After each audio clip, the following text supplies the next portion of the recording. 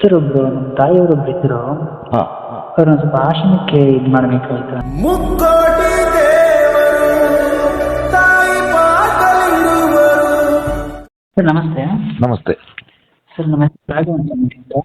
ಹಾಂ ಸರ್, ರಾಘವ ಅಂತ ಅಂದ್ಬಿಟ್ಟು ಇಲ್ಲಿ.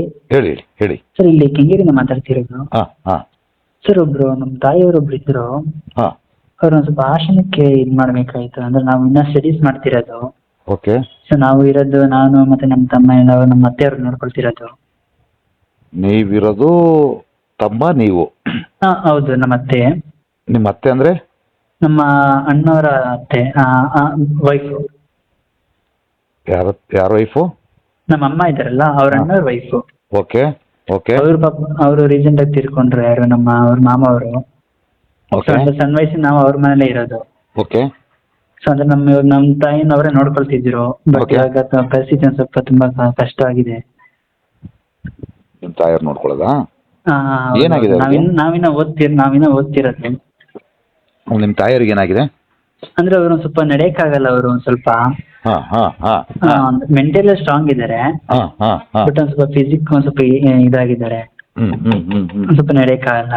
ಹಾಂ ಹಾಂ ಅದಕ್ಕೋಸ್ಕರ ಅವರು ನಮ್ಮವರು ಅವರು ಫ್ರೆಂಡ್ ಅವ್ರು ರೆಫರ್ ಮಾಡಿದ್ರು. ಒಂದ್ಸತಿ ಆಶ್ರಮಕ್ಕೆ ವಿಸಿಟ್ ಮಾಡಿದ್ರಂತೆ ನಿಮ್ಮ ಆಶ್ರಮಕ್ಕೆ. ಹೆಸರು? ಅವ್ರ ಹೆಸರು ಸುಷ್ಮಿತಾ ಅಂತ ಅಂದ್ಬಿಟ್ಟು ಅಂತ. ಓಕೆ ಓಕೆ ಹಾಂ ಅವರು ವಿಸಿಟ್ ಮಾಡಿದ್ರು ಅನ್ಸುತ್ತೆ ಅಂತ. ಅದಕ್ಕೆ ಇವ್ರು ನೋಡ್ಕೊಳ್ತಾರೆ ಅನ್ಸುತ್ತೆ, ಒಳ್ಳೆಯವರು ಅಂತ ಇದು ಮಾಡಿದ್ರಣ. ಅದಕ್ಕೆ ನಿಮ್ಮೊಂದ್ಸತಿ ಕಾಂಟ್ಯಾಕ್ಟ್ ಮಾಡಿ ಭೇಟಿ ಮಾಡಿ ಅಂತ ಹೇಳಿದ್ರು. ನೀವಿರೋದು ಎಲ್ಲಿಗ? ನಾವಿಲ್ಲಿ ಇದು ಬರ್ತೇಣ, ಇದು ಚಲಗಟ್ಟೆ ಲಾಸ್ಟ್ ಸ್ಟಾಪ್. ಯಾವ ಸ್ಟೇಷನ್ ಬರುತ್ತೆ ನಿಮಗೆ?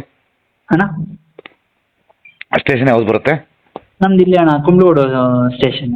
ಓಕೆ, ನೀವು ಸ್ಟೇಷನಿಗೆ ಹೋಗಿ ಒಂದು ಲೆಟರ್ ತಗೊಂಬನ್ನಿ, ಕಳ್ಕೊಂತೀನಿ. ಯಾವ ಥರ ಇದು ಮಾಡ್ಬೇಕಣ್ಣ? ಅಲ್ಲ, ಸ್ಟೇಷನಲ್ಲಿ ಹೋಗಿ ಇದನ್ನೇ ಹೇಳಿ. ಹಾಂ ಅವರು ಅವಾಗ ಇಲ್ಲ ಈ ಥರ ಇವರು ಅಪ್ಪ ಇಲ್ಲ, ಈ ಥರ ಪರಿಸ್ಥಿತಿ ಅಂತೇಳಿ ಲೆಟರ್ ಕೊಡ್ತಾರೆ. ಹಾಂ ನಾ ತಗೊಂತೀನಿ. ಹೌದಾ? ಹ್ಞೂ ಓಕೆ ಅಣ್ಣ. ಹಾಂ ಓಕೆ ಅಣ್ಣ. ಓಕೆ ಓಕೆ ಅಣ್ಣ ಅಂದ್ರೆ ಅವ್ರು ಏನು? ಓಕೆ ಅಣ್ಣ ಆಯ್ತು. ಹೇಳಿ ಹೇಳಿ ಹೇಳಿ ಹೇಳಪ್ಪ.